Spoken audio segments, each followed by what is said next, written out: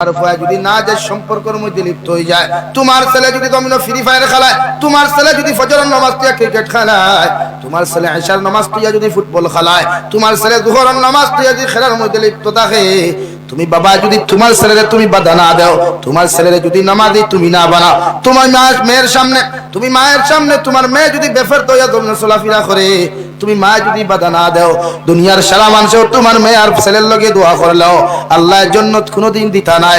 ও ছেলে আর মেয়ে কিয়ামতের ময়দানে আল্লাহর আদালত মামলা করিয়া রব্বানা আতিহিম রব্বানা ইন্না আতা'না সাদাতানা ওয়া কুবারানা ফাআদাল্লুনা আস-সাবিলা।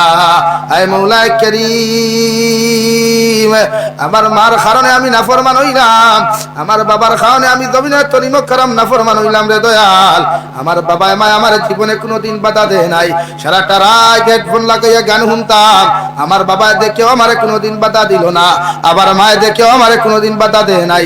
মেয়ে কইব আল্লাহ আমি ঘর থাকি কলেজে যাইতাম, মাথার মধ্যে উনা দিতাম না, মুখের মধ্যে আটা ময়দা মুরকর বিছিনা বিট লাগাইয়া আমি যখন বখরিয়াও থাকি খাটাখালি স্কুল কলেজের মধ্যে যাইতাম, আমার মায়ে দেখেও আমার কোনোদিন বাধা দিত না। আইজ আমি মার বাবা তুমি আমি আওলাদ হলে তোমার বিরুদ্ধে তোমার কাছে মামলা করি, আর আমার মা বাবারে যত সময় জাহান্নামও দিছ না, আমার মা বাবারে যত সময় বেড়ি লাগাইয়া শিকল লাগাইয়া উক্তা টানে টানি দুদখ দিছ না, আমি আওলাদ দুদখ যাইতাম না। এখন আউযুবিল্লাহ। আপনি মায়ে কইবে আমার সন্তান তোমারে আমি 10 মাস 10 দিন গর্ভধারণ করিয়া 2.5 বছর পর্যন্ত পায়খানা প্রস্রাব সভা করিয়া স্তনের দুধ পান করাইলাম, ঠান্ডার রাত যখন তুমি ঘুমাইতায় আমি মা ঠান্ডা খাইয়া তোমারে প্যারেন্ট কার্ড দিয়ে ঘুম লাগাইতাম। আই যে তলিমক কারামুল্লাহ খান কিলা আমার বিরুদ্ধে মামলা করবায়, লগে লগে তোমার আওলাদে তোমার বিরুদ্ধে ওখানটা জবাব দে মা জমিনের সব কিছু খরচ ঠিক আছে, এইগুলা তোমাদের দায়িত্ব ছিল, মগর একটা বার তুমি আমি গান যখন শুনতাম বাধা তো দিলাই না, রাত 12টা 2:30টা পর্যন্ত টুর্নামেন্ট খেলাইতাম, 2:30টা ইয়া দরওয়াজার মধ্যে খটখটাইতাম, মা তুমি তো আমার কোনোদিন দমক দিলাই না। আইজ আমি জাহান্নামের মধ্যে একলা কেন যাইতাম? যত সময় পর্যন্ত তুমি তাই আমার লগে গেছো না, অত সময় আমরা আওলাদ দুদখ যাইতাম না। এখন আউযুবিল্লাহ। ও সঙ্গে সঙ্গে মা বাবারে যদি জন্নতাও থাকো আল্লাহ মা বাবার হাতগুলা পিছনের দিকে নিয়ে বান্ধিয়া ফাউগুলারে পিছনের দিকে নিয়ে বান্ধিয়া, মসজিদ কমিটির সেক্রেটারি প্রেসিডেন্টেরও সেই হাতগুলা পিছনের দিকে নিয়ে বান্ধিয়া ফাউগুলারে পিছনের দিকে নিয়ে বান্ধিয়া, ওয়ার্ড মেম্বারও যদি তখন উনার ওয়ার্ডের মধ্যে যদি শরীয়ত বিরোধী কোনো কার্যকলাপ হয় উনি যদি বাধা না দেন উনার পাওয়ারও সেম বান্ধা হইব, প্রেসিডেন্টের সেম বান্ধা হইব, জেলা পরিষদের সেম শাস্তি হইব। হ্যাঁ তার ফাউগুলারে পিছনের দিকে নিয়ে বান্ধিয়া উক্তা টানি টানি নিয়া যখন জাহান্নামের মধ্যে ফেলানো হইতো, ওই সময় এখানে আওলাদে কইবা আল্লাহ আমার মা বাবার এত সহজে জাহান্নামে দিও না, যে জাহান্নামের মধ্যে আমরা আওলাদ দখল গিয়া প্রবেশ করিয়া দুদখ জ্বলিতাম, ও জাহান্নামের গেটের মধ্যে দরওয়াজার সালামের নিচে আপনি আমার নেতারে, আপনি আমার মা বাবারে, আমার ওয়ার্ড মেম্বাররে, আমার মসজিদ কমিটির সেক্রেটারি প্রেসিডেন্টে আপনি উঠাইয়া রাখো, আমি কইয়া দিয়ার আল্লাহ জিকার করবা কোন কারণে, ও লগে লগে আওলাদের আর তোমার ভিতরে জবাব দিবা আল্লাহ এদের মুখের উপরে ফাড়া মারিয়া, আমার মা বাবার মুখের উপরে ফাড়া মারিয়া, বুকুর উপরে ফাড়া মারিয়া, আমার মেম্বারের মুখের উপরে ফাড়া মারিয়া, আমার প্রেসিডেন্টের বুকুর উপরে ফাড়া মারিয়া আমি আমরা সারা জাহান্নামে যাইতাম। নাউযুবিল্লাহ। যখন ওরা জাহান্নামের মধ্যে যাইব ওই সময় জাহান্নামে গিয়ে 2 নম্বর দোয়া করবা, রব্বানা আতিহিম দি'ফাইনি মিনাল আযাব ওয়ালআনহুম লা'না কাবীরা। জাহান্নামের মধ্যে আওলাদ দখল দেইবা, তোমার বুটার দখল দেইবা, তোমার মহল্লার প্যাসেঞ্জার দখলকে জাহান্নামের মধ্যে 2 নম্বর দোয়া করো, রব্বানা আতিহিম দি'ফাইনি মিনাল আযাব। আল্লাহ দে জাহান্নামের মধ্যে আমরারে দিবা, দে দুদখের মধ্যে আমরারে দিয়ে তুমি জ্বালাইবা রে দয়াল, যত জাহান্নামের মধ্যে তাপ দে উত্তাপ দাও, আমাদের কোনো অসুবিধা নাই, কোনো অসুবিধা নাই, মগর একটা কথা তোমার কাছে দোয়া করি আর ওয়ালানহুম লা'না কাবীরা। আমরারে যেই পরিমাণ আযাব দিবা এর থেকে হাজার হাজার গুণ বেশি, কোটি কোটি গুণ বেশি আমরার মা বাবারে দুদখ জ্বালাইও। নাউযুবিল্লাহ।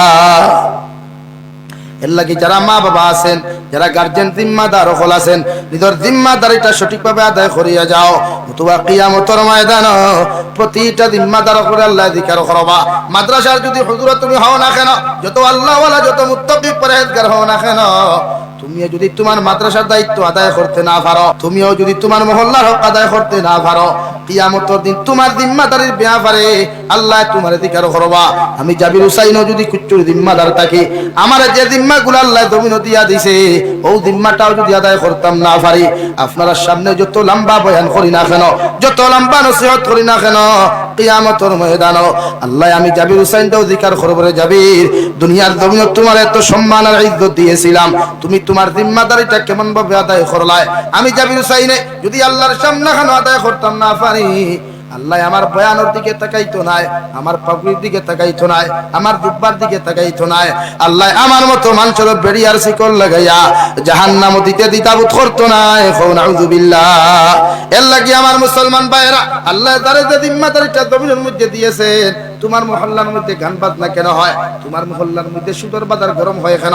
তোমার মহল্লার মধ্যে দিনার বাজারটা কেমনে গরম হয় তুমি কি বুঝতে পারো না? তুমি জিম্মাদার কোথায় ছিলে? আজকে আমার যুবক ভাইয়েরা 2:30-3টা পর্যন্ত ফেসবুক চালায়, আমার যুবক ভাইয়েরা 2:30-3টা পর্যন্ত টুর্নামেন্ট খেলায়। ওদের কি ফজর নামাজ নাই? ওদের কি ইশার নামাজ নাই? আরে যুবক, একটা বার যদি মরিয়া দেখতে যে কবরের মধ্যে তোমার এলাকার মানুষে বিসমিল্লাহি ওয়া আলা মিল্লাতি রাসূলিল্লাহ হইয়া তুই আইবা, 1 লাখ খবরতা হয়। এত ঠান্ডার মৌসুমে যদি মারা যাও, যে ঠান্ডার মৌসুমে মারা যাওয়ার পরে দুনিয়ার সারা মানুষ চাইব তোমার ঠান্ডা থেকে বাঁচাইতো, তোমার মায়ের তোমার জায়গা করিয়া দিয়া নিচের মধ্যে তোমার জায়গার নিচের মধ্যে দিবা, এত সুন্দর তুষক বিছাইয়া দিয়া, এর উপরে বেড কভার বিছাইয়া দিবা, মশারি টাঙ্গাইয়া দিয়া, তুমি যখন ঘুমাইবা তোমার উপরের মধ্যে ব্ল্যাঙ্কেট দিয়া দিবা, তোমার উপরে লেপ দিয়া দিবা, তোমার যাহাতে এক জোড়া ঠান্ডায় না পায়। ঠিক কিনা? একটা বার চিন্তা করেন মুসলমান, ও ঠান্ডার রাত যদি তোমার আমার মতো মুসলমান মারা যায়, সারা দুনিয়ার মানুষ আমার কবর ওখান খুঁটিয়া গিয়া কোনোদিন আমার কবর ব্ল্যাঙ্কেট দিত না, আমার কবর নিয়ে কোনোদিন মানুষের তুষক দিত না, আমার কবর মানুষের নিয়ে কোনোদিন লাইট দিত না, আমার কবর নিয়ে মানুষের কোনোদিন ইলেকট্রিসিটি সেট করতো না। যত ঠান্ডা তা হোক, যত গরম তা হোক, কবরস্থানের মধ্যে যত ফেকার পানি তা হোক না কেন, আল্লাহ আমার এত শুকিলা বানানোর পরে, এত শুকিলা বানানোর পরে জীবনে কোনোদিন ফেকর মধ্যে আটকাম পারি নাই। অথচ বর্ষার সিজনে যখন মালাকুল মউতে দাওয়াত মারি দে, ও মালাকুল মউতে দাওয়াত মারার পরেও দুনিয়ার মানুষ একটাবার জিকির করতে, ও আল্লাহর বান্দা হল, এই মানুষে তো জীবনে কোনোদিন ফেকসা নিল না, এখন ফেকর মধ্যে তোমরা কিলা দাফন করতায়? এই মানুষের জীবনে কোনোদিন ঠান্ডা কি জিনিস হইতে পারতো না, এই তো মানুষের ঠান্ডার মধ্যে কেমন দাফন করতায়? হায় রে মুসলমান, একটাবার চিন্তা করিও যে কবর তোমার প্রথম রাত খান্তা তুমি খাটাইবাই।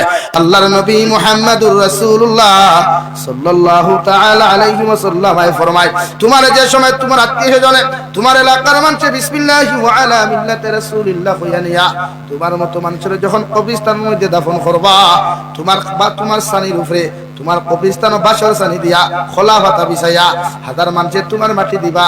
মিনহা খালাকনাকুম ওয়া ফিহা নুঈদুকুম ওয়া মিনহা নুখরিজুকুম তারাতান উখরা।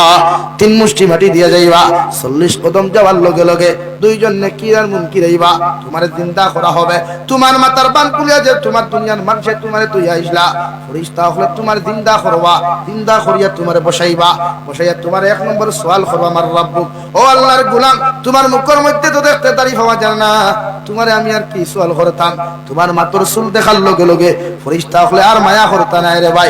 তোমার মাথার ডিজাইনটাও যদি নবীর সুন্নতের খিলাফ হয়ে যায়, তোমার শরীরের মুখের অবস্থাটাও যদি নবীর সুন্নতের খিলাফ হয়ে যায়, আমি জাবির হুসাইনে খইয়ার না, নবীজির হাদিস অনুযায়ী খইয়া যায়। আর যদি তোমার মাথার চুলগুলা দেখে ফেরেশতা নবীর সুন্নতের খিলাফ পাইলেন, জীবনে মায়ার নজর দিয়ে সওয়াল করতা না। এখন নাউযুবিল্লাহ করবা কবরস্থানে উঠানি বোয়ার বাদে আগে মাথা বাড়ানির বাদে চুলোর দিক কাটি দেখি যা যে অবস্থা, আর মায়া আসেনি ভাই, আর মায়া আসেনি? লাগিয়া যুবক ভাইরা, নাফরমানি ছাড়ো, নিমক হারামি ছাড়ো, জমিন থেকে যাইবার কমসে কম একটা প্রতিটা মুসলমানের নাফরমানি ছাড়ো। আল্লাহ আমরা সাথ দে সারিয়া, আজ জমিনের অবস্থা, জমিনের এই পরিস্থিতির জন্য আমরা